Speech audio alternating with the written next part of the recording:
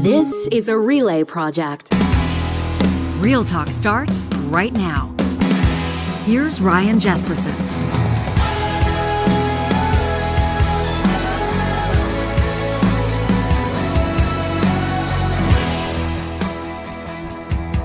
We thank you for joining us on this June 26th edition of Real Talk on this Monday. Major developments over the weekend.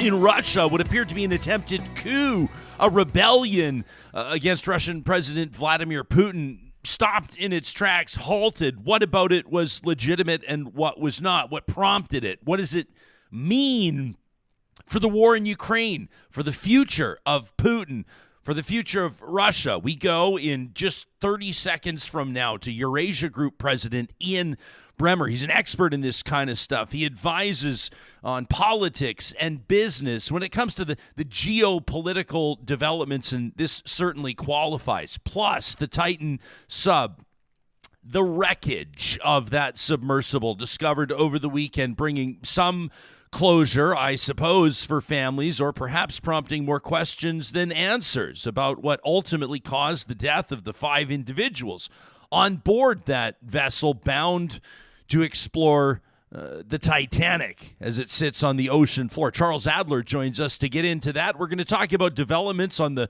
national broadcast media front. Bell Media wants to drop local news. What will Canada's regulators say? Toronto electing a new mayor today, and a prominent Alberta physician, Dr. Deena Hinshaw, sent packing just a few days ago. We have a letter from a Real Talker, a physician, Dr. Rick. You're not going to want to miss it. That's all coming up in this episode of Real Talk. We wanted to let you know that this episode is presented by our friends at We Know Training. It's not news to anybody that the cost of living is, well, it's basically been skyrocketing over the last year or so. But you know what goes hand in hand with that? Probably don't have to tell the entrepreneurs out there, the cost of doing business has gone up too. If you need to boost your revenue, one of the best things you can do is to create a standout training program.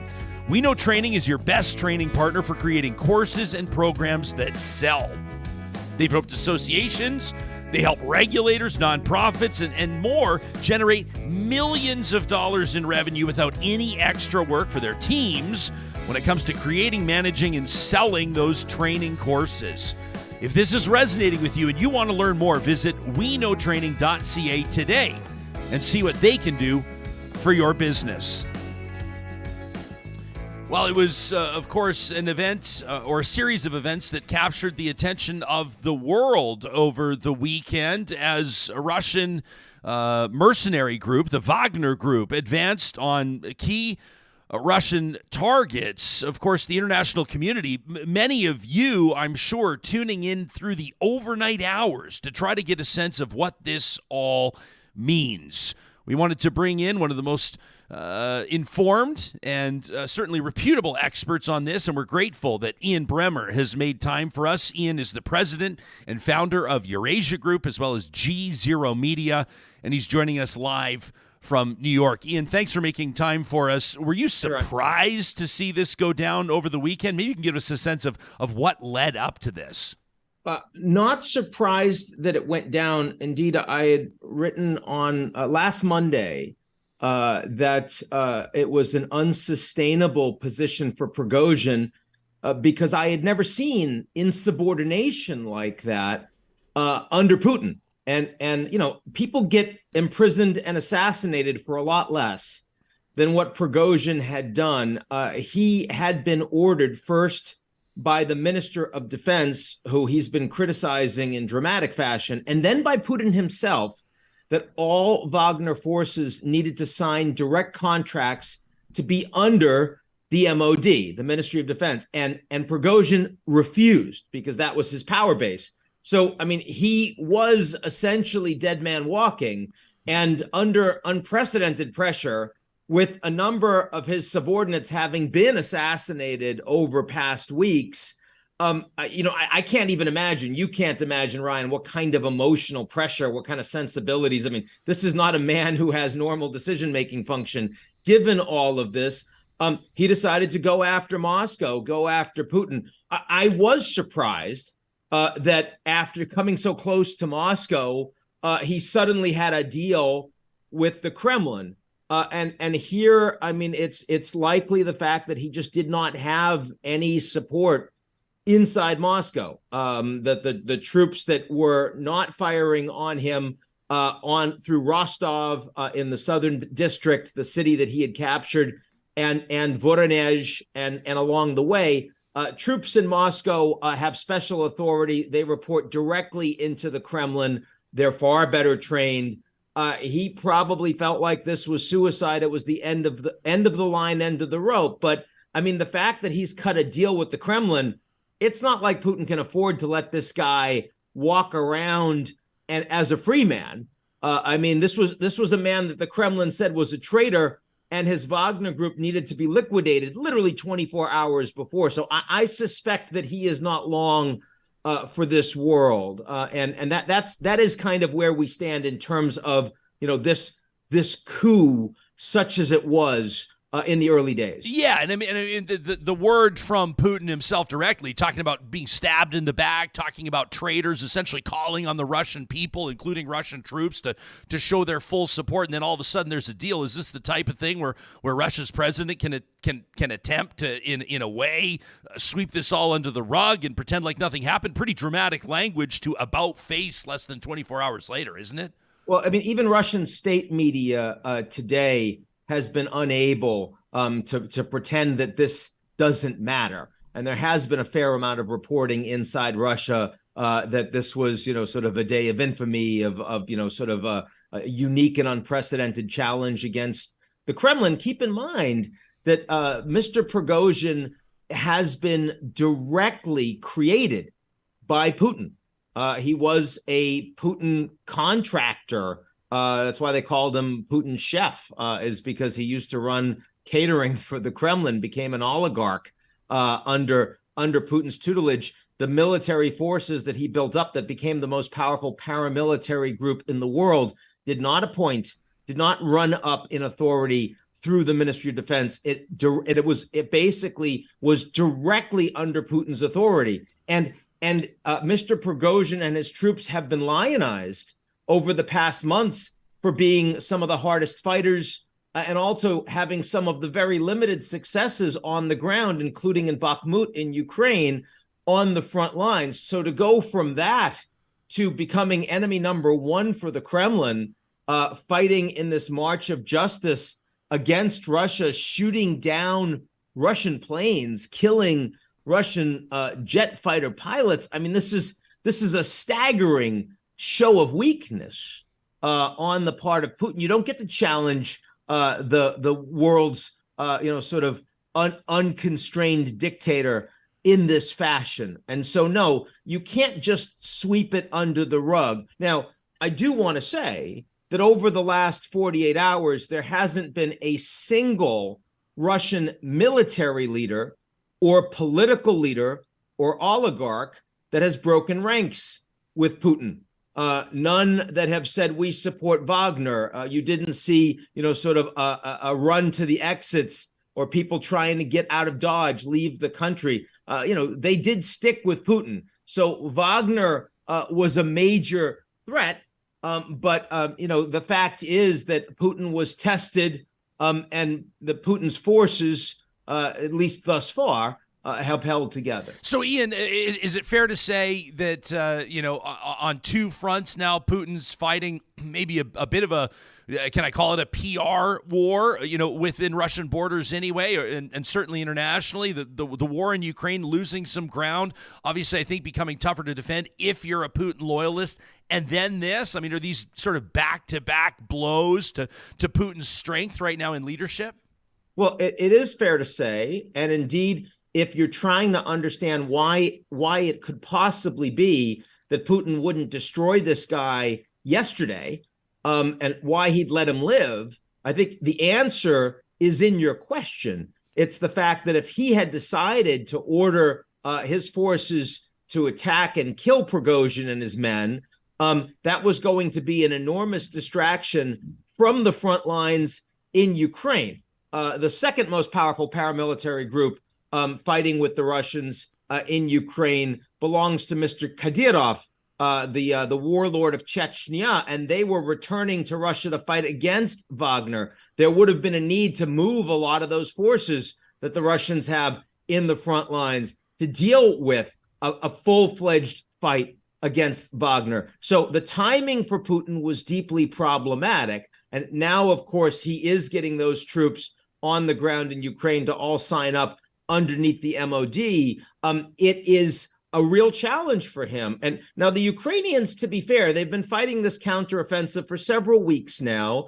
It hasn't gone very well. They haven't retaken much territory, but they haven't used most of their troops. They have about 11 divisions that are fully trained and equipped by NATO, mostly the US and the UK. And only 2.5 of those divisions so far have been actively involved in fighting. So, the fact is that Putin understands that there's a lot more to come that they need to actively defend against. And fighting a two-front war, one inside Russia and one with the Ukrainians, was not something Putin wanted to do. Ian, I was following your Twitter as this was happening. You were sort of live tweeting your thoughts on this. And one of them, you showed photos side by side of Putin and Prigozhin. You state the enemy of our enemy is our enemy. Take us into that. Yeah, well, let's be clear. Prigozhin is a war criminal many times over, personally involved in terror on the ground in Ukraine and elsewhere. Savage mercenaries, some untrained, with all sorts of brutality, coming from Russian prisons, Russian convicts that were assigned over to Wagner. This is one of the most criminal elements on the planet today.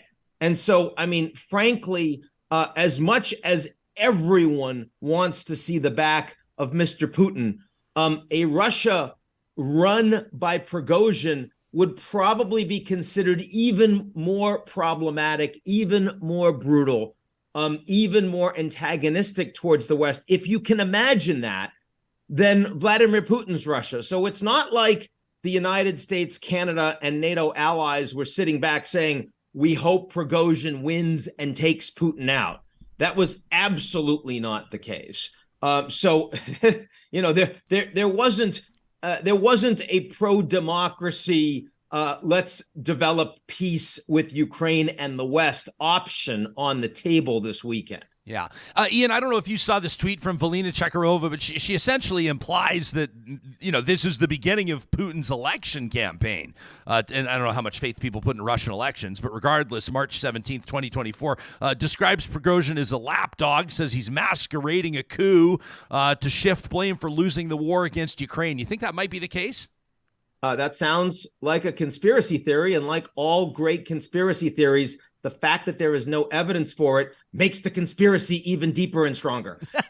This is the kind of thing that you and I wouldn't even discuss a couple of years ago, but with social media being what it is, and with the promotion of disinformation, verification no longer being about individuals that have a level of expertise, but instead anyone that pays $11 a month, you have to deal a lot more with this. And so, no, I certainly wouldn't put any stock in that sort of quote unquote analysis. Okay, people can check out what your team does. I mentioned you're the president, you're the founder of Eurasia Group, eurasiagroup.net. Essentially, what your group does, what you do, is help investors and business decision makers understand the impact of politics and geopolitical developments on risks and opportunities in foreign markets. What does this mean for North Americans? What does this mean for Canadians that are watching this week, if anything? Well, one thing that matters is that it's going to be harder to get an extension of the grain deal, the Black Sea grain deal that's been rolling over every 3 months, in part because the Ukrainians are feeling more confident and they want to see the Russians take more economic punishment. And if that happens and the deal breaks apart, remember, this is a deal between two adversaries. It's between the Russians and the Ukrainians that's been negotiated by the UN Secretary General and by the Turkish president. That falls apart. It means inflation's going up. It means that food prices, fertilizer prices are going up. So obviously that matters for Americans and Canadians. The other thing that matters here is the fact that we have a leader, Mr. Putin, with 6,000 nuclear warheads, the largest cyber criminal networks on the planet, biological weapons and the rest, that is increasingly a rogue state acting with impunity in his own borders and in Ukraine, and facing a real threat internally.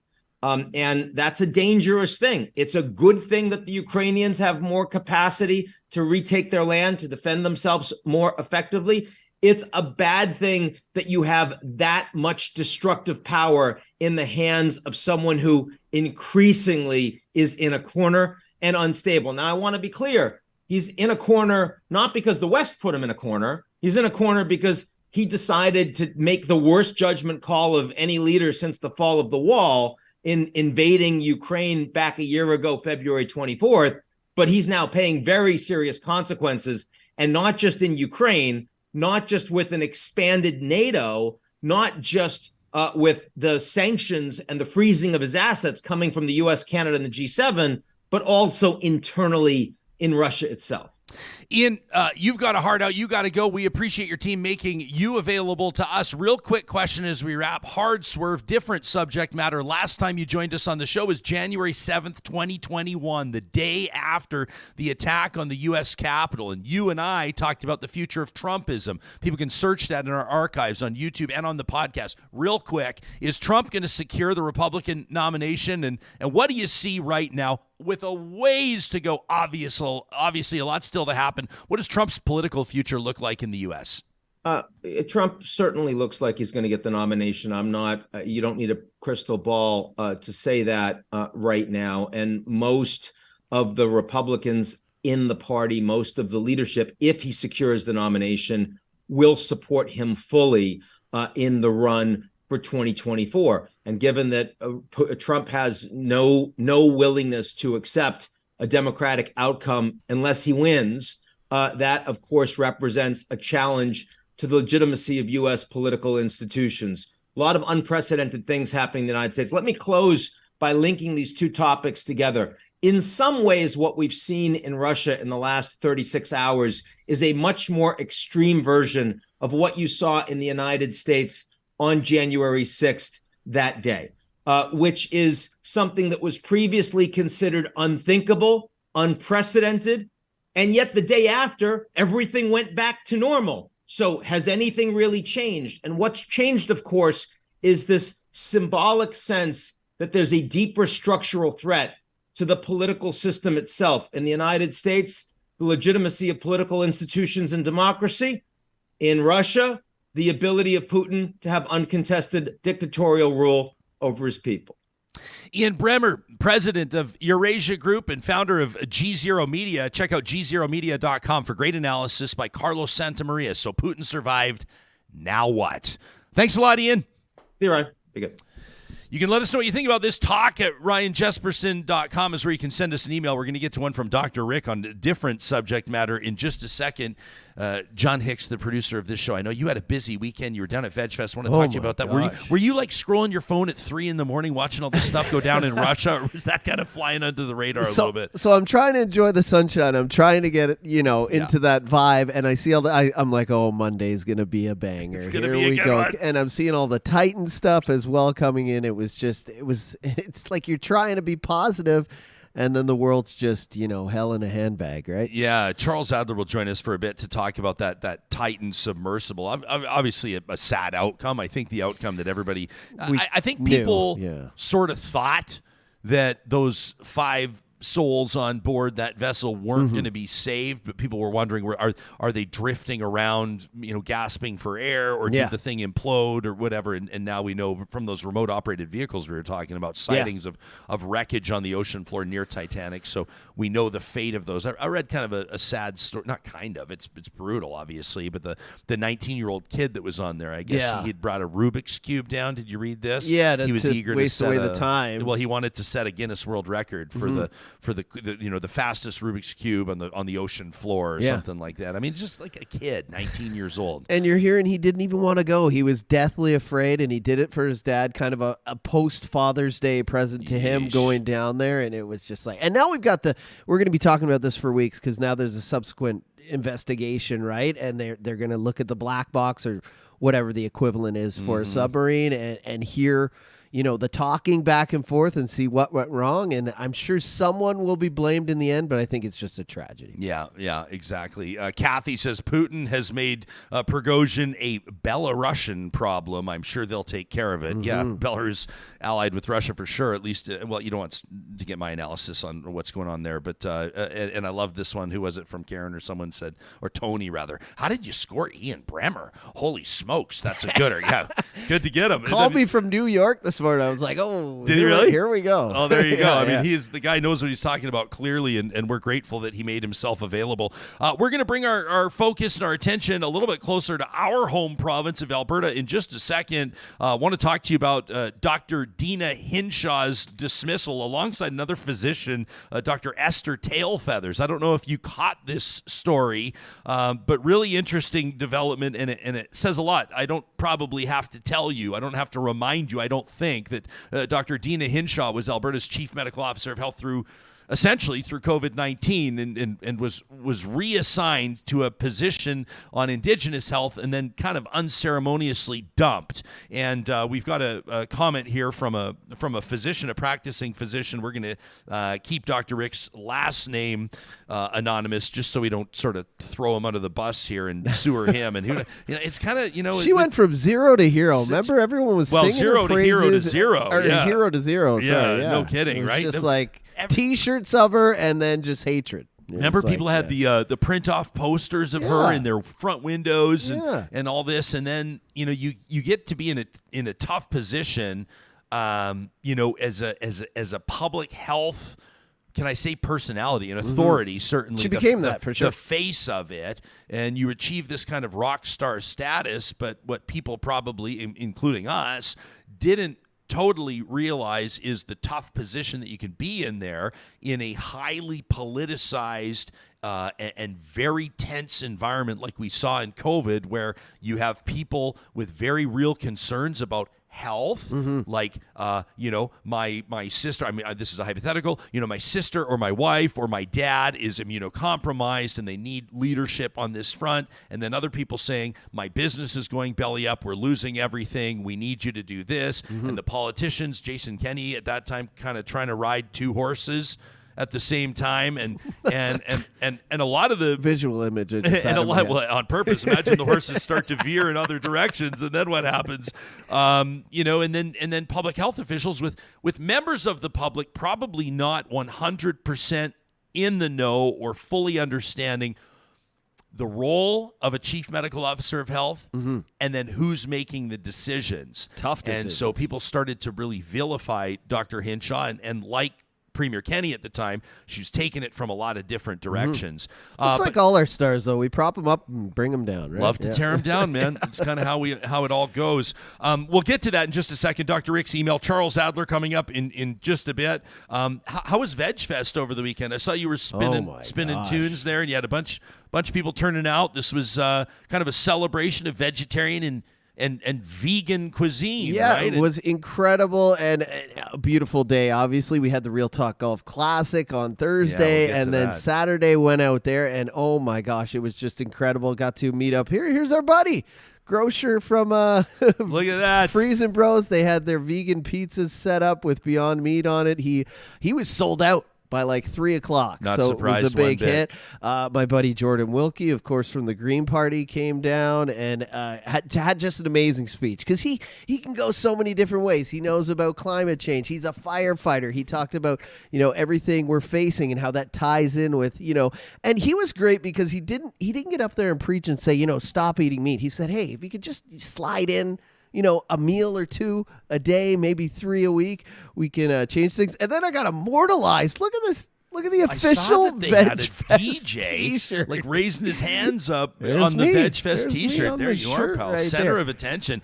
For those listening on the podcast, the Veg Fest official t-shirt has a couple of food trucks with pigs and cows and chickens dancing in front of them without worry. I love that. Freezing Brothers, I know, is proud to be there, and they wanted us to remind you that, of course, though they're originally established as a butcher shop, established more than 65 5 years ago. As a matter of fact, they're coming up on 70 years, if you can believe it.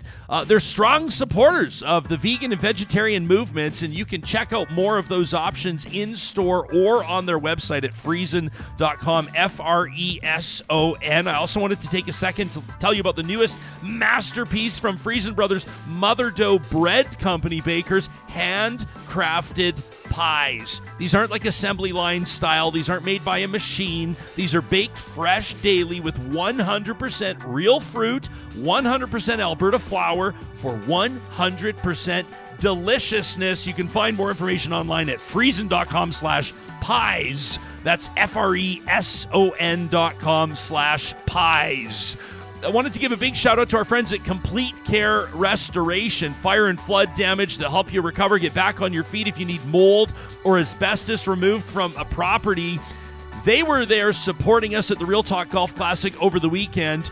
Johnny, who will ever forget this moment? The team at Complete Care Restoration makes available a signed Ryan Nugent Hopkins sweater, the warm-up sweater. Incredible. Right? The sort of pink and purple and white Oilers jersey that they wore on Hockey Fights Cancer Night. Hologram signed. It's got the official hologram. It's signed by Nuge. So Nuge just had his first season at 100 points. Mm-hmm. And also running parallel, the National Hockey League. We'll spend some time this week talking No about more. this. No more cancer jerseys. So those are all no gonna more go up in military value. jerseys. No more pride jerseys. Let's be honest, that's what this is all about. Mm-hmm. So the NHL making one of the biggest flaccid, if I can say, can I say this in an ad read, a limp dick move on behalf of the NHL. Well, they're still going to have the Knights. They're just not going to force anyone to wear. Anyway, a chance to show leadership, and they turtle. That's what the NHL did. But it drives up the value of these jerseys. And so Mark Cardinal, who owns the Dairy Queens, along with his wife Michelle, the Dairy Queens in Northwest Edmonton, he wins this Nuge jersey and says he wants to donate it back for auction. And all hell broke loose. And all hell breaks loose. And 2 minutes later, Cam Johnson from California Closets walks away the winner with a $3,500 donation. Pretty much sealed the deal for our scholarship to next the Julie year. Rohr Scholarship. Unbelievable stuff. That wouldn't have been possible without that donation from Complete Care Restoration. Just a bunch of beauties there. Of course, they understand community, and we give them 2 thumbs up. This is a company you can trust at a low moment in your life. Fire, flood, they'll get you back on your feet. We also wanted to let you know, if you're a professional engineer or an electrician, maybe an instrumentation technician, and you're looking for a new opportunity, you're sick and tired of where you're working, they don't value you, they don't bring out your best, you're not realizing your potential, check out apexautomation.ca. They're hiring right now in all of those fields that we just mentioned. Apex hires extraordinary people and gives them the opportunity to develop and reach their full potential, both technically and as human beings. They believe that people don't leave companies, people leave people, and at Apex, people matter. Start your career journey today at apexautomation.ca. I thought of you all weekend at Veg. Janice Irwin was down there. It was just a lot of politicians came down and just kind of showed I'm just face. curious that people are going to roll their eyes. I'm not trying to make this political, but did you see any conservative politicians at Veg Fest? I'd be curious to know how that might go. I didn't see any conservatives, but like someone like Janice Irwin, I know she's not a vegan or a vegetarian. It was just a good place for everyone to come together. And I think, like everything we were talking about last week with climate change and everything, it's good to show face and just kind of be involved with this, because again, I don't want to be that guy. I'm not that guy who runs up and slaps hamburgers out of people's hands. I'm just saying, like let's all try and help here. Let's all try and help the earth, because I know it's not going to get I always say this. I'm like, we're screwed. Guys like us, like we're screwed. But maybe we can turn this thing around for, some later generations. I wonder if things have changed enough. Like obviously I can think of personal friends that are vegetarian, that are conservatives. But you remember like back in the day, this is ages ago, but still. Remember when Katie Lang announced that she's vegetarian and then just got absolutely piled on by the beef lobby and by Albertans? And I just think to be a conservative politician in Alberta, can you publicly talk about things like solar panels and being a vegan? Probably not. But I mean, I don't know. If you're a conservative politician in Alberta, I'm sure you're feeding your kid vegetables and trying to tell them, healthy living. And that's what it's about. It's about implementing more of it. We know nowadays that we need more vegetables. We need more whole grains. We need all these things, right? Katie Lang, shout out to Food in the Nude. She still stops by some of the vegan establishments. Joseph online says the NHL move is awesome. No more politics. I don't know if it's politics. I don't think that pride is politics. I think that there are people that vote all kinds of ways that are gay, lesbian, and trans. But I do think that the NHL is a hockey business, and I think that for business to grow, you got to grow the game, and I do think that was an initiative. But the NHL was in a tough spot because you've got stars like Ivan Provorov. You got stars like James Reimers. I don't know if he's a star, but like Eric Stahl, Stanley Cup champion, his brother all Mark. The Stahls. I mean, they're basically saying like they're not going to wear the pride jerseys because of their Christian beliefs, and it's becoming more and more and more of an issue. And Gary Bettman probably trying to, I guess, head it off at the pass because what really was going to change if they didn't implement this. But you also, on the flip side, had the game's biggest star, Connor McDavid, saying that he thinks that nights like this are really important. You had definitely one of the biggest stars of the playoffs. I mean, Matthew Tkachuk was still playing Brett with a Burns. broken Everyone sternum came out trying to play, saying that he thought that was important. He was proud to wear the jersey. So I don't know where that goes. There were reports that there was divisiveness in some of the locker rooms, in particular in Philadelphia. And that's sad to hear. It's sad to hear. It's discouraging, I think, for people that have been really working. We've had Dr. Chris Wells on the show before with Pride Tape, trying to grow that sort of inclusive element to the game. Justin's quite right to point out, he says, the Oilers have said that they'll still do those nights. A lot of teams are going to still do the nights. They'll still do them, yeah. But it won't be mandated by the league nor endorsed by the league. So it's just one of those things where, I don't know, to me, I think it was Ken Campbell, the hockey writer. I want to give credit where it's due. One of the national hockey writers described it as the NHL turtling. It's a baby. And to me, it feels like that. It's the bare minimum here, guys. It's the bare minimum to just support all the communities. Yeah. Charles Adler, we'll get to him. We'll throw that in front of Chuck again coming up in just a second. But I wanted to touch on this story. So Alberta's former Chief Medical Officer of Health, Dr. Deena Hinshaw, was hired, of course, after she left that role to a role within AHS serving Indigenous people. Up until she wasn't. This was the AHS Indigenous Wellness Core, and the group's senior medical director, Dr. Esther Tailfeathers, also resigned out of frustration after Hinshaw was let go. Now, you may be able, if you have that sort of common sense coursing through your veins, to be able to draw a direct line between the appointment of Hinshaw to this new role and her dismissal, right? The Alberta election happens. Danielle Smith is there as premier, and whether or not it came from the premier's office or from the new Minister of Health, Adriana LaGrange, which is a whole other different ball of wax that I'm sure we'll be talking about. Alberta's pro-life health minister. I wonder how that's going to go over the next number of months or years. Stay tuned on that. Bound to be flare-ups there. Mark my words on this June 26th. But what message does this send? Is this the premier, or is this a group within the United Conservative government paying back its base, ensuring that polarizing figure, Dr. Deena Hinshaw, is not rewarded with a top position? Essentially, the call for her head answered, right? Well, Dr. Rick is a real talker and sent us an email to talk@ryanjesperson.com from his official account. We verified that this person is who they say they are. Writes Dr. Rick Jespo, are there any limits to Danielle Smith's vindictiveness?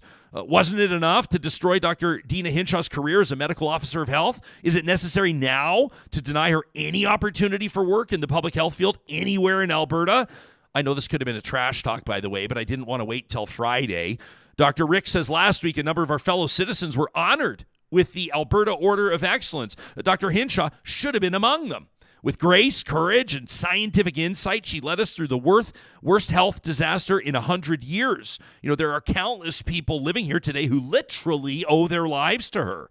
While Dr. Hinshaw was doing this, what was our peerless leader, Danielle, doing? Well, she was promoting horse deworming pills as the answer to COVID. She was proclaiming that the defiance of protective common sense public health orders was the inalienable right of all freedom lovers. She was urging on these dupes and fools and thugs who took their convoy to Ottawa to terrorize the people there. Oh, she was everywhere, wasn't she? Floating like a butterfly, stinging like a bee. There may be those who buy the argument that Hinshaw's dismissal from a relatively low-level position was strictly an in-house AHS decision that had nothing to do with politicians in any way, shape, or form. Like Lincoln said, you can fool some people all of the time. Dr. Esther Tailfeathers wasn't conned. So far, she's the only one, aside from Dr. Hinshaw herself, to show any moral courage or principle. Good on her for telling Alberta Health Services and, by extension, the Premier to shove it. So what's the upshot of all this? Smith gains more affection from those whom she fancies to be her base. AHS loses 2 fine physicians at the peak of their careers. The next election can't come soon enough. That from Dr. Rick. You can respond anytime by sending us an email to talk@ryanjesperson.com. The best email every month is awarded a Real Talk official studio mug. Every Monday, Emmy Award-winning talk host Charles Adler joins us from his home in Winnipeg. There he is with his official Real Talk studio mug. Is it true? Does coffee taste 22% better through those mugs, Chuck? That's what they say. Keeping it real. Keeping it real, folks. Since 2020. 2020. Never more real than today. Can I quote you? Sure. Because this is a big day. Big. Bigger than Canada, okay? Bigger than Russia with 83 time zones or whatever they have. Big day. Today, Ryan Jesperson said that the NHL is following a limp dick policy. Yes. And I agree 100%, but let me go a little bit further, okay? Because I'm not a psychologist and I don't want to play one on podcasts. But here's the big fat but. Every conversation we have on Real Talk, there's always at least one big fat but. And here's the big fat but. It just seems to me that based on the sewage that I get in replies, and some days, some weeks, I just turn the replies off because I just don't feel like wasting time on a bunch of hard right convoy kind of Danielle Smith kind of conservatives just filling up the replies box with pedo and groomer and all this kind of stuff. Right, yeah. And I'm starting to think that some of them have a limp dick problem. I'm starting to think that some of the people who are really into this bash the trans, bash the gays, bash the lesbians all the time, bash anybody who supports them. I'm starting to believe that it's about their sexual proclivities. Otherwise, why would they constantly talk about grooming and pedos? And I'm not going to repeat all the other stuff having to do with sexual organs. I think they've got a limp dick problem. I think Real Talk today is onto something. I never want to hear you say those 2 words together again, Joe. Johnny's afraid that we're going to get a hashtag trending, Chuck, and he doesn't know what he's going to do about it. But yeah, what do you make? So the NHL, I guess, is trying to Charles. I mean, I love hockey, love it. On a sporting front, it's my first love. And so this is not me piling on the sport, but I have to acknowledge hockey is number 4 of the pro sports in the United States for a reason. All right. Yeah. The NFL has a better product. The NBA has a better product. The NBA celebrates and protects its stars. Baseball has the tradition, but hockey's been around just as long. There's been something wrong with the way that hockey's marketed itself and told its story for a long time. And I think that this is a continued step in the wrong direction. Well, I'll tell you this, this is obviously going to cause a lot of people to throw rocks because they're going to say that, hockey is a Canadian game. Here's the deal. The NHL is not a Canadian business, okay? The NHL is an American business, and it's not a very good American business. If the NHL tomorrow was folded into the NFL, just like the Stamps are a division of the Flames, if the NHL was folded into the National Football League, eyeballs would become magnificent. Hockey would grow. It would be better for everybody, every player, but most important, it would be better for the fans. And I don't think the NFL would be all over the map on this issue as the NHL is. But you're absolutely right. I mean, I looked at the numbers for the playoffs, and as big a country as the United States is, 10 times bigger than us, the numbers they had for the NHL finals, okay? I'm talking about Florida versus Vegas. Their numbers were only slightly better than all of Canada. Now, that means that their numbers were 10 times worse.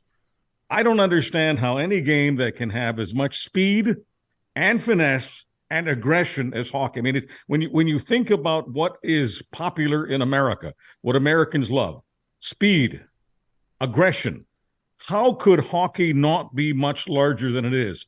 If it isn't as large as it should be, there's a reason for that. And the reason is NHL command structure. There is something wrong with the National Hockey League. Nothing wrong with hockey, nothing wrong with Ryan Jesperson's love for hockey, every Canadian's love for hockey, including this Canadian. But there's something wrong with the business of hockey. It is a bush league, or as Ryan Jesperson said today, a limp dick league, and that's the problem.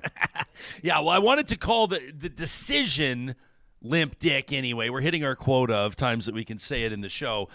For extra credit, Chuck, I said it during an ad read, so I think that should be noted. But you look, in all seriousness, at some of the occurrences or the events through history that have grown the game. Okay, now these are not all similar. These are not all equal in magnitude. But Wayne Gretzky being traded to the Los Angeles Kings grew the game in California, right? And now you've got teams in California, 3 teams in California that are thriving. The Las Vegas Golden Knights are Stanley Cup champions. You know, Dallas had obviously a strong run to the Cup. Hockey is healthy in the southern U.S.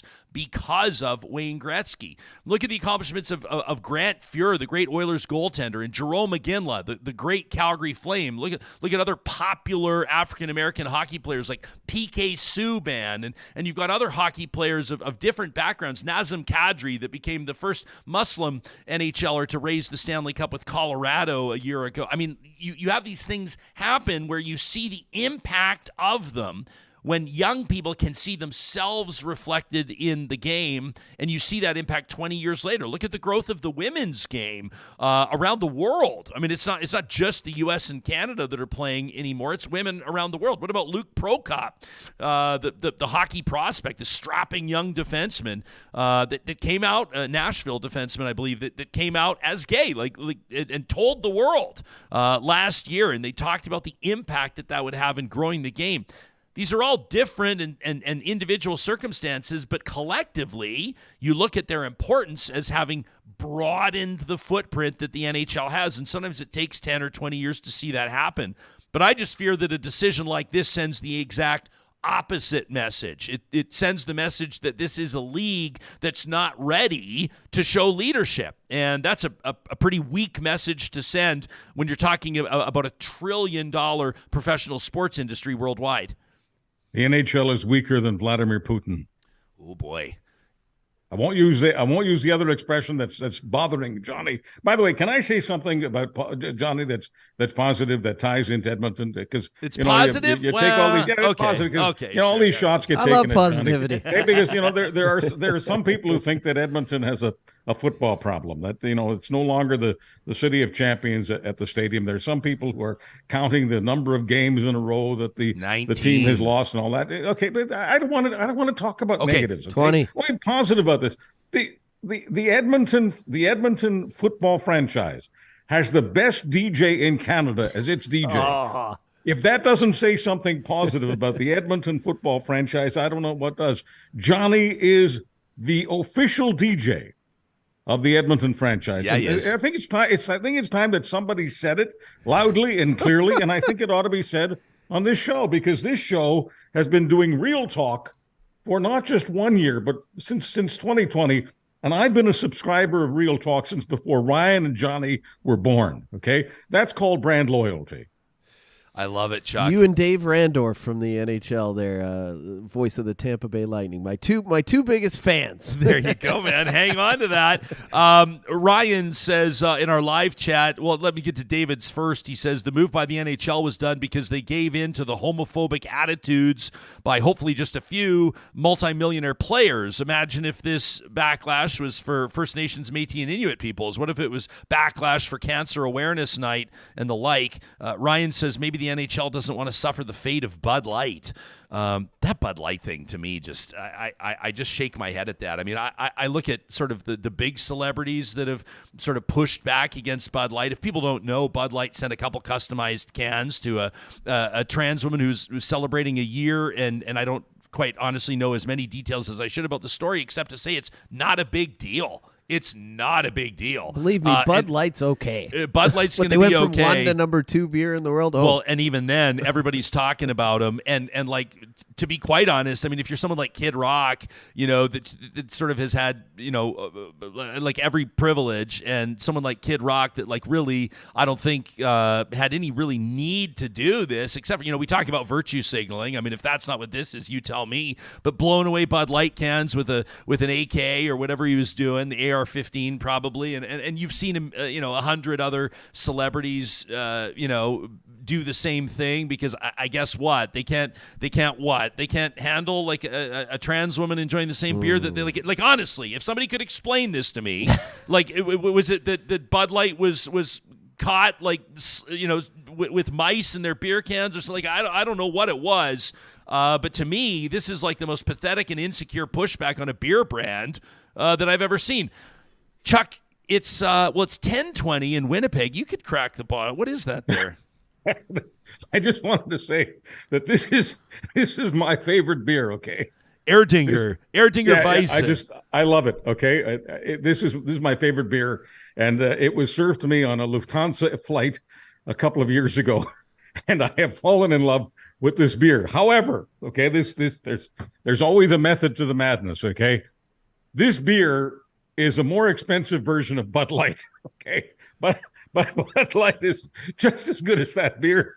And if I weren't a bit of a beer snob, I would be picking up a bottle of Bud Light right now, as opposed to this wonderful Erdinger Weissbrau beer. I would buy you a Bud Light, Chuck. Hugh is in our live chat. Hugh says, I golf with people who won't drink Bud Light now. It's weird. It's like they think they're going to like catch it or something. You switched to Bud Light? Well, I make a point, like, most places, most bars you go, most restaurants, they always have Bud Light on tap. You see what Garth Brooks said? If they got it, I go for it now, Garth just Brooks, to piss people off. He's opening up a new spot. Where's Brooks' new spot? In Nashville or in Scottsdale, Arizona or something like that? And he's like, I'll have it on tap. His new bar, Friends in Low Places. Garth Brooks, he dropped the A-bomb. He basically said, if you're an asshole, we don't want you in my bar. There's plenty of other bars. He goes, we're going to serve Bud Light along with all the other beers. I just think it's such a weird thing. Seventh Pilot in the chat says the story doesn't matter unless you own Bud Light stock. It'll bounce back. I think Budweiser's going to be just fine. Friends in Low Places, that's his new bar. That's a cool bar. That's a cool concept. That was my theme song on Hot Talk in Calgary for well over a year. And one of the best karaoke songs of all time, Adler, hey? Yeah. Wouldn't you say? How about this one from Graham? Nice blast here on a Monday morning. He says, what did Danielle Smith and the Elks have in common? Neither can win in Edmonton. That's pretty good. That's pretty good, Graham. That's 2 points for you, buddy. We'll add that to the scoreboard. Hey, Chuck, that little crack about Putin. You're obviously, to say the least, a news guy. Were you kind of watching at 2:33 in the morning, 24-hour news coverage of this thing going down? What do you make of it? I think Putin's in big trouble, but one of the things that really bothered me about the whole thing was all of the people rooting for the guy claiming to try to overthrow Putin. Yeah. I mean, I'm not going to say that one guy is worse than the other. I think Bremmer is on the money. The enemy of my enemy is my enemy. But the idea of supporting one war criminal over another war criminal, absolutely ridiculous. I will say this, though, and I learned this from my old man who was a prisoner in Stalin's Siberia for 3 years. And my old man taught me that when it comes to people in power in Russia or people vying for power, and he's not talking about anybody involved with liberal democracy, that's for sure. He's talking about something current right now. If Mike Adler were here right now, I know that he'd be saying you cannot trust the word of either. So whether it's Putin's mouthpieces or the other guy's mouthpieces, we don't know. The most honest, there is a guy who wasn't technically a philosopher and a guy who cost a lot of American lives, certainly not one of my heroes. So I tongue-in-cheek call him the great philosopher, Donald Rumsfeld, who was Bush's Secretary of Defense during the war in Iraq, where Rumsfeld and Cheney and others believed that they would be welcomed by the Iraqis with flowers. It didn't quite turn out that way. And Rumsfeld did say one thing that I'll never forget, so I'll call him the great philosopher. We don't know what we don't know. And that is precisely, to me, the way to wrap up what happened over the weekend. It was crazy. And we don't know what we don't know, and we don't know who will be in power in Russia 6 months from now, a year from now, 2 years from now. But the idea that Putin is stronger today because he made a deal and put this thing down, I don't believe that. I think that when it comes to Russia, you always have to appear to be large. You have to be, mythically large. You have to be a force of nature and all the rest of it for Putin to be doing a deal with anybody that he's calling treasonous less than 24 hours earlier. I'm sorry. Putin looks like a weak man. I'm not going to use the phrase that Johnny is not fond of. Okay. So I'll just say LD. I think Putin is an LD right now. That doesn't make me happy. An LD with all of these nukes and all of these bioweapons and everything that Bremmer pointed out. By the way, if anyone is just tuning in this part of the podcast and missed Ian Bremmer earlier, he is absolutely brilliant for a reason. And Ryan Jesperson, Mr. Real Talk since 2020, okay, is putting Bremmer at the front of the bus today. That doesn't bother me at all. I'll follow Ian Bremmer anytime. Yeah, and that's not a thing either. Sometimes our big interviews are in the second half. We could have you lead off every Monday. Sometimes it's just guest availability, pal. Bremmer was available at 8:30 our time. There you go. But you bring us around. You're like I told you, Donovan Bailey anchoring the 4x100 in Atlanta, man. Canada taking gold over the U.S. That's you, our anchor on Mondays. Yeah, but let's face it. Much of what you want me to do today is just sidekick stuff. I mean, I'm not complaining. Right? I mean, I'm sidekicking on hockey. I'm sidekicking on Russia. I'm sidekicking on Johnny's DJ career. That's really what I've been today. Listen. Sidekicks matter. I'm happy to be one for you occasionally, and today I think we're. What's the opposite? Like who is like if Robin's the sidekick? How do you describe Batman? What is it? Hero and sidekick? What's your hero take on this Monday? I don't mind being compared to Robin. I loved Robin. I grew up. I'm not calling myself Batman. Robin. No. And I must admit there was a time before I chose to become a broadcaster. I think it was 8 or 9 when I made that decision. But when I was 4 or 5, I wanted to be Robin. Hey, let me ask you about this. Is like someone's like, is he going straight from Adler wanting to be Robin? Me too, Adler. To the Titan sub. Shout out to all the sidekicks. Kid Flash, Who's your Wonder favorite? Girl. Who's the best sidekick of all time? Aqualad. I don't even know who that is. Aquaman sidekick. I say the best sidekick of all time is Leon Draisaitl, but I have a one-track you just called Leon Draisaitl a sidekick? He is.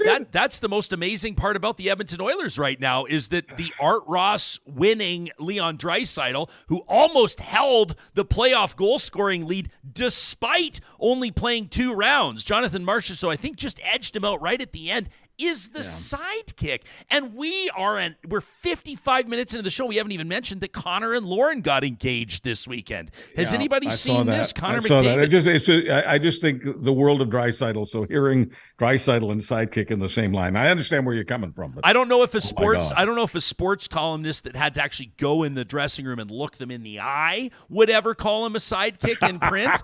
But the chances of me rubbing shoulders with Leon anymore are slim to none. So. Lauren's Connor's sidekick. Or is Connor Lawrence sidekick? I don't know. He's just a very well-paid sidekick. Good for them. The young power couple, becoming engaged. Look at this over the weekend. Connor McDavid, Lauren Kyle, an interior designer, and, of course, his longtime girlfriend. And, by the way, was it the same month Connor's brother, Cam, and his girl got engaged? Charles, there was some video that leaked over the weekend. It didn't leak. They posted it, of the McDavids, including mom and dad, on the private jet on their way back from the big party. And I thought, oh, man, if only I would have worked a little harder on my stick handling as a 4-year-old. If only I would have worked a little harder. Now, wait a second. Let's call a spade a spade. The power couple that the Jespersons are, I would, the last thing you ever need to do is display any kind of envy for whichever lassie is marrying whichever superstar hockey player, because I'll put your lassie on the same plane with any of them. Okay, I wanted to show you that. Thank you. I appreciate that. I wanted to deflect that as soon as possible. But look at this. We'll go to the Instagram here. This is Lauren Kyle, Connor's now fiance, her Instagram account. Look at that ring, by the way. If you're listening to the podcast, you got to go check this out. Lauren Kyle 1. And I'm going to try to zoom in here because somebody made a very good point over the weekend. Is that ring shaped like an oil drop? It is, and the ring, because many people... Is it actually? It looks like it. The stats I know, about 92% of people who are paying attention to this podcast can't see what we see right now. Well, it's got to be a $250,000 diamond. I don't know. Yeah. It's larger than Commonwealth Stadium. Yeah, that's right. That's right. Hey, Chuck, the world was kind of captivated by this Titan submersible, and Johnny and I have been wrestling with this more off-air than on-air, which is maybe why we don't yet have 1 million subscribers. We're figuring this formula out. We have all of our controversial takes off-air because we don't want to, I'm going to be frank, we don't want to dance on people's graves with stories like this, but we couldn't help but notice, Johnny, is it okay if I bring this into the light, that the story is tragic and, in a dark way, very funny. Like, it's horrible. 5 people died, including a 19-year-old with his dad. It's brutal. It's horrible. I saw some people saying that it's not tragic. They were warned against doing this. They should never have done this. Experts everywhere, including engineers, a bunch of them that co-signed a letter in 2018, said that this project would have catastrophic consequences if it went ahead. And guess what? It did. I don't know if that makes the deaths of 5 human beings, 5 bereaved families, I don't know if that makes that hurt any less. Probably not. But the irony of going to explore Titanic, the sort of the brash, the leadership there, Stockton Rush, the CEO of Ocean Gate, eschewing all warnings, basically saying he was personally offended by suggestions that somebody was going to get killed here. The international rescue response, including from Canadian choppers and Coast Guard vessels, meantime compared and contrasted with hundreds of migrants who drowned. That story that we also paid attention to last week, those running parallel, one of them receiving a disproportionate amount of news coverage. There's a million angles on this one. Which are you taking? Well, first of all, it's tough for me if we're talking about relativity, and everything is relative to something else, whether we like it or not. So if we're talking about how I feel about 5 people who clearly, and please don't take me literally, because I don't despise money.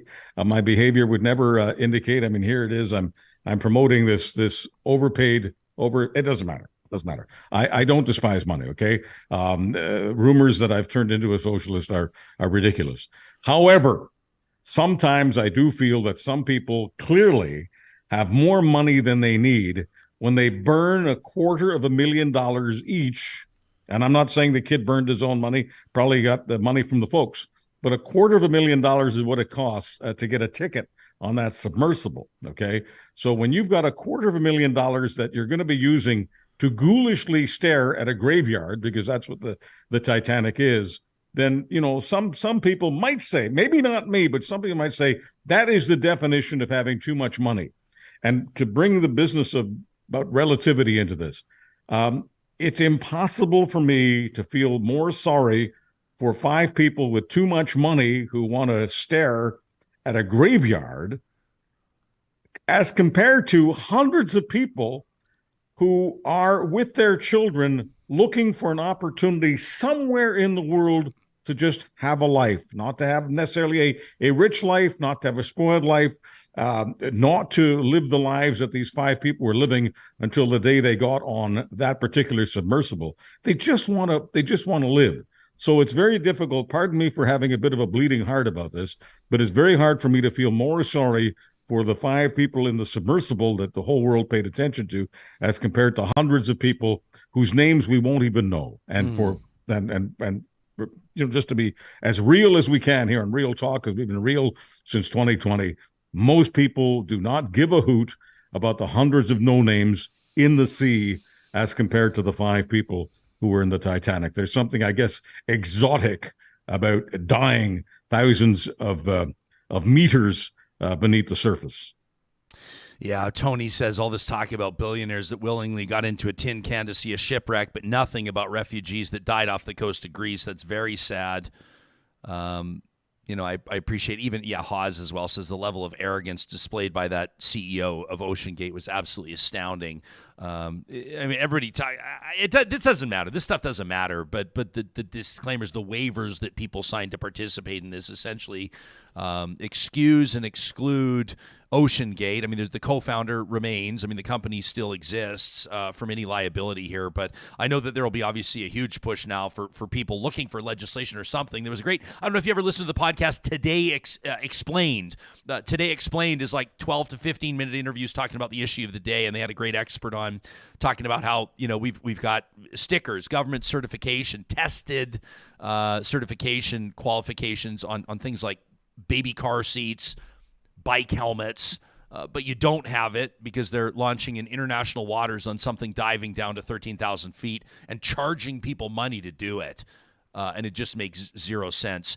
Before we go, I want to ask you about this story. Like in Canada right now, Bell Media, one of the giants, obviously, asking the CRTC, Canada's federal broadcast regulator, to remove its obligations to local TV news. It says it's too expensive. I love these guys. Who believes? Okay, this anybody with even a Marjorie Taylor Greene level of brain? Wow. Who's the guy who's assisting Danielle Smith? I know he's got a law degree, but anybody who are you talking about Rob Anderson? Yeah. Okay. So even if you've got this little morsel of a brain like a Rob Anderson, okay, even Rob Anderson, okay, has got to know that Bell Canada is in some ways bigger than Canada and has more money than thousands of people could line up, hundreds of thousands of people could line up with $25,000 to go visit a graveyard, and all of that money still wouldn't add up to even a trickle in the ocean of what Bell has. So when Bell is complaining to the CRTC that they haven't cut enough throats at Bell, they haven't cut out enough radio stations, they just haven't chopped enough, they've got to put a meat axe through the news department. Now, who's going to believe that Bell can't afford to do news, and who's going to believe that, considering Bell and others charges for cable far more than American cable companies charge their customers, exponentially more. And what is it we are to believe now? That these companies really don't want to run any Canadian content. They just want to repeat American content. Wouldn't it be cheaper for us to just get it from Verizon or the various American distributors than getting it from Canadian distributors who don't even want to run Canadian content? For people that don't know, the federal broadcast regulator mandates that there's got to be a certain investment, like actual dollars investing in, paying staff and covering local stories, or at least news stories in Canada, and dedicated airtime. And Bell Media basically says it needs to have those conditions of license amended. It needs regulatory relief. They say that it's online competition that's contributing to losses that are racked up in recent years. Bell. One of the things Bell. I think is going on. Poor Bell. I know, poor Bell, and everybody's crying into their coffee over at Bell right now. I feel so sorry for Bell. Hey, I'm gonna widen out. I'm pretty sure, if my math is correct, that this Rogers deal, this sports Sportsnet deal with the National Hockey League is coming up in like a year. And I'm sure that TSN would really like to get that one, don't you think? I mean, remember they paid $1 million to have the rights for the Hockey Night in Canada theme song, and then they lost the rights to show, for all intents and purposes, NHL hockey minus some regional stuff. I wonder if this is in part posturing for that. Well, first of all, as far as that hockey deal is concerned, that is a one-night stand, okay? The NHL got really, really lucky. They will never, ever get the kind of dough that Rogers gave them. And I cannot imagine Bell, which owns TSN, paying even more dough. I don't know how much the thing will cost.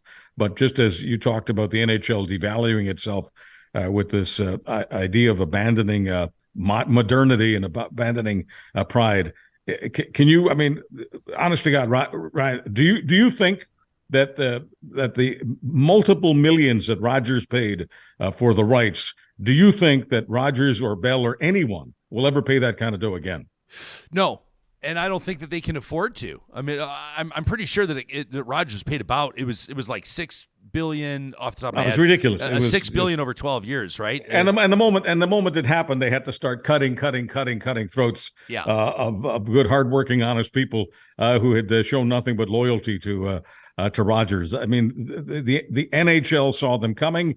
NHL took the money. Nothing illegal about that, but I just don't think it'll ever happen again. But, Bell can make the case that, its Bell Media division can't live up to the business model, but the Bell Media division is just a small, once again, a trickle in the ocean of Bell. I just don't want people thinking that a company that is making billions of dollars on cell phone service, on cable, on a whole bunch of things, one of the richest companies in the world, can't afford to do local news. And this isn't me trying to, be a representative of the people involved in the news business. I mean, there's a larger picture here.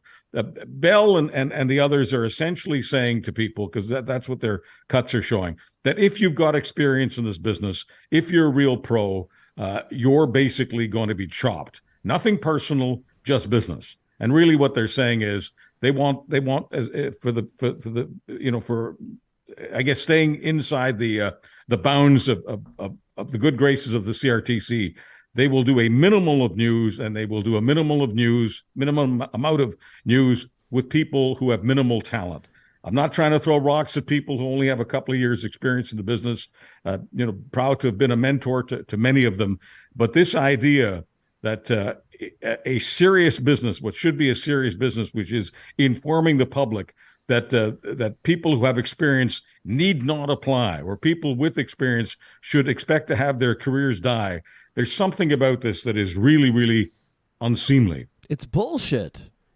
We should have never allowed these huge media conglomerates to be able to take up all these notches on the dial. We should have never allowed them to do this, because it's not even about bottom line. It's not about sustainability. It's about every year an uptick, more money for the stakeholders, more money for the stockholders. It's not about just sustaining, making a good amount of money. We're talking about billions of dollars these people make, and they just want to make more. Yeah, and as far as local news is concerned, Ryan, let's just cut right to the chase here.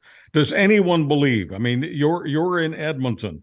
I'm in Winnipeg. Well, I'm everywhere, but today I'm in Winnipeg. Anyway, the point is, regardless of where our arses are, we know that there are wealthy benefactors in every one of these communities. We talk about them when it comes to any kind of charity. And Ryan, you're involved with so many charities. Does anyone in Edmonton really believe that a strong benefactor couldn't own a television station, a radio station, and put out consistently much better news and talk than is being done right now by these conglomerates? Yeah, well, I think you and I both agree that talk over terrestrial radio waves could be done better, but that's personal for me. And I just think that, businesses in media, starting with newspaper and now including everybody, just hasn't done a very good job, quite frankly, to keep up where people's viewing and listening habits are going. People are going to podcasts now. They're going to live streaming. People use YouTube like they used to use TV stations. And thanks, by the way, to everybody that subscribes to Real Talk on YouTube and wherever you get your podcasts, but they haven't found a way, Chuck, the big guys, to monetize what they're doing and their big, huge machines. I mean, there's probably a Titanic metaphor here somewhere. I just hope that we're not the Titan. The thing is, I mean, we can't leave something out. One of the reasons that so many people are being driven to podcasts like this and online and all the rest of it is because the talent level is being shrunk. I mean, let's face it, these Goliaths, okay, Bell and the others, don't really like stars. I mean, they just don't. And the stars are the first to get to the door because cutting the throats of stars gets them short-term, a bigger bottom line, as Johnny was just alluding to. And if you're not going to have stars, I don't care whether it's a hockey team or a football team or a radio or TV team, without stars, you just don't have a great business model. 100% sure. Tony says that's why the CBC is so important to her. Says they provide local news all across the country. That's why conservatives are gunning for the CBC. I don't know if all conservatives are, but certainly it's been a popular conservative leadership talking point over the last while. It gets the base all riled up, right? By the way, do you find it hypocritical that many private radio stations, some of whom we've been associated with, have talk hosts on who constantly trash the CBC because it's one of the favorite talking points of their conservative listeners and their conservative guests, and yet their newsrooms absolutely depend on monitoring the CBC, monitoring CBC local news. Is there just a trickle of hypocrisy in that? Yeah, I mean, they'd be absolutely screwed if there wasn't a CBC. And this is the insider's take. Yeah, exactly. No, 100% fair play, Adler. It's good to see you, my man. You going to go crack that air dinger now? It's for people, it's almost lunch. It's almost brunch time. Here's a question that I don't need. The brilliant Ian Bremmer doesn't need to answer this, okay? Ryan and Johnny can answer this one for me, I'm sure. Is it 5 o'clock somewhere? Because I am really effing thirsty. You don't have to wait till 5 o'clock, pal. You've earned the right. We never do. You go right ahead. We never Bless do. you. Yeah. Bless you. Yeah. Charles Adler, every Monday, or at least the first episode of every week, right here and only on Real Talk. You know, it's not always beers that we're getting into earlier in the day. We should be clear that we're being facetious here, just in case anybody's taking this seriously. However, I will be on a honest, special occasion. I did not wait until 5 o'clock p.m. to taste that Dilly Bar shooter at the second annual Real Talk Golf Classic. That was on the 10th tee box. And a big shout out to our friends at the Dairy Queens of Northwest Edmonton and Sherwood Park who made that possible. Again, supporting the Real Talk Julie Rohr Scholarship. Another shout out to Mark Cardinal for donating the signed Nugent Hopkins jersey that he won back into the tournament so we could raise another $3,500 for the scholarship. This is a group, an ownership group at the Dairy Queens in Palisades, Nemeo, Newcastle, Westmount, and Baseline Road that understands community. And right now, I want to remind you that DQ Cakes bring you happiness however you want it. You have a celebration coming up right now. Maybe the kids are wrapping up a school year and you want to surprise them with something special, something custom. Just imagine those world-famous DQ soft serve cakes, the fudgy, crunchy, chocolatey middle. If you know, you know. It's the perfect way to celebrate any occasion. You can order yours custom or shop, browse, pick one up on the fly. From the Dairy Queens of Northwest Edmonton and Sherwood Park. Make sure you let them know that Real Talk sent you. Our friends at Athabasca University want to remind you that this is a perfect time of year to take a few minutes and check out athabascau.ca. The AU experience is different from other universities by design. They're more accessible, more flexible, more equitable, and more personalized for everyone. So if you're thinking maybe this fall is the fall that you're going to head back to school, consider it doesn't mean you have to head back to class. With Athabasca University, your only commute is to your device, which means that you've got the flexibility to learn at your own pace on a schedule that suits your lifestyle. Athabasca University, Canada's anyone, anywhere, anytime open university for advanced learning at athabascau.ca. It's an exciting time of year at local environmental services because, of course, there's a lot of festivals going on, a lot of community stuff happening, which means their side of the business that provides portable toilets, fencing, water hauling, those front load bins is booming. Communities are coming out in droves to celebrate the great weather And of course, if you're a decision maker for a municipality, for a business, and cost is something that's relevant to you, but so is service, the perfect solution to your garbage, recycling, or other event management needs can be local environmental services. You can find them online at localenvironmental.ca. Don't forget, they present Trash Talk every Friday here on the show. Send us your rant. We want to see it today to talk at ryanjesperson.com. And our friends at Eden Landscaping want to remind you that now that we're into June, almost July already, boy, is it ever flying by, your yard doesn't have to keep on, well, kind of bumming you out, to be honest. The grass is patchy. When it rains, it floods. The garden beds that you've imagined just haven't materialized, and quite frankly, nobody's using the space.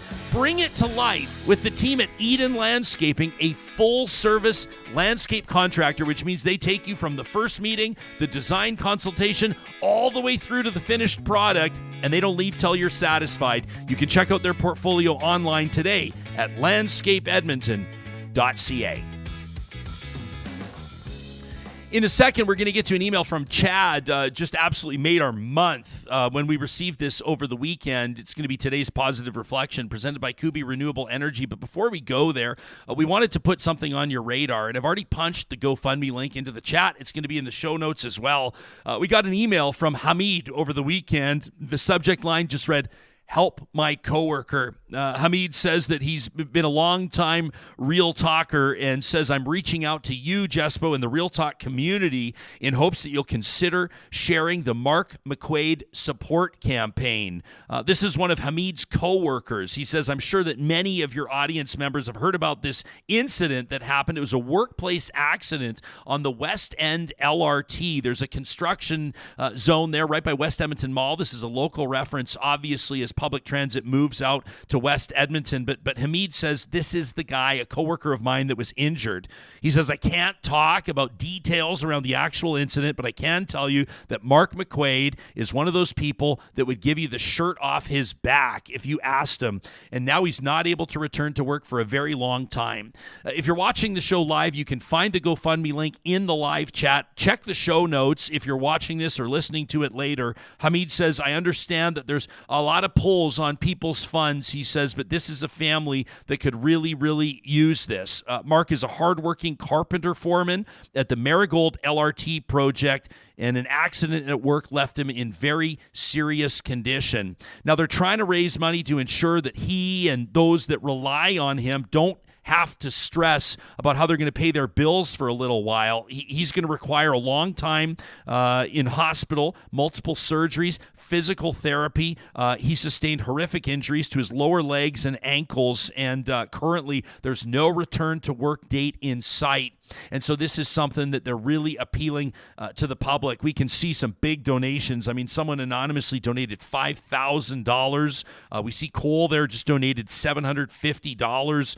They're trying to help out this Edmontonian, Mark McQuaid, and we're more than happy to spread the word. We're also going to tweet this out from our official Real Talk account. And Hamid, thanks for recognizing that this is a show that does respect and deeply care about its community members, about its audience members, about our family. And that includes you and your colleagues working on that LRT project. Of course, this is the type of thing, a lot of people don't talk about this, that's also very traumatic to witness.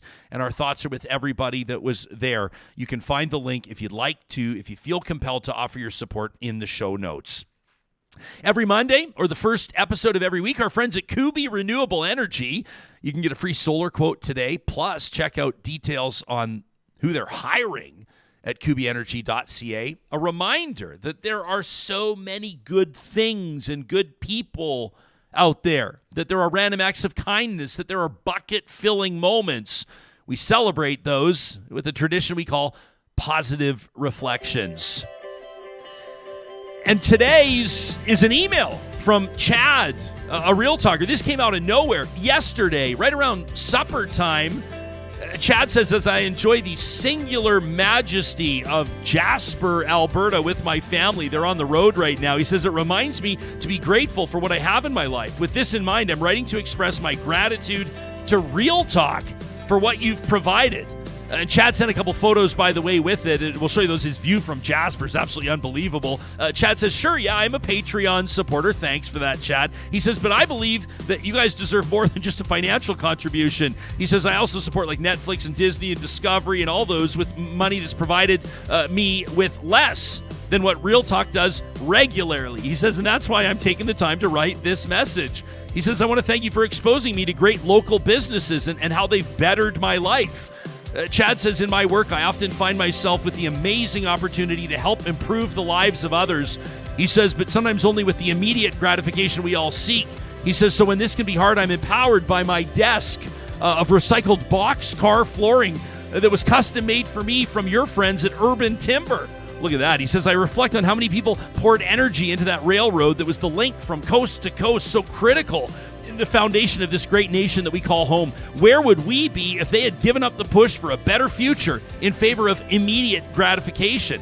Chad says, in addition, Real Talk interviews are relevant to me as a citizen. They've improved how I serve communities. He's an engineer. He says, now this has happened more than once, but most recently manifested when I heard that interview with Fireweather author John Valiant. That was last week. Chad says the entire conversation was really good, but specifically relevant to me as I work in mainly Indigenous and rural communities. He says, I immediately reached out to a nation that I'm working with on a women's shelter and what we needed to consider in construction that may impact both availability and cost of fire insurance for that building to ensure the facility's longevity to serve the community and the people in so need of support. Chad, that's amazing. He says, and I'm also grateful for how Real Talk, like me, strives for balance and understanding on the many sides of different issues. He says, I'm old enough to recognize that there are many perspectives to any topic, and I'm grateful that you can be a one-stop shop for them as opposed to me trying to seek them out individually and independently. So thank you to the team at Real Talk for what you do. I hope you continue to push forward, bringing important conversations to the forefront, exploring diverse perspectives of issues relevant to our communities and to civilization.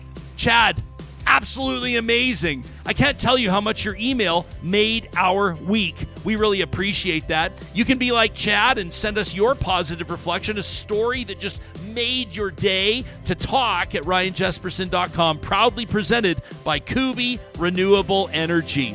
We will continue to bring you the stories that matter, and that starts again tomorrow, Tuesday. In the meantime, take a look through our recent shows, our archives on YouTube and podcast, and share them with people that you know might benefit from learning a little something, maybe a different perspective from the world around them. Thanks for being a part of this episode, and we'll talk to you again tomorrow.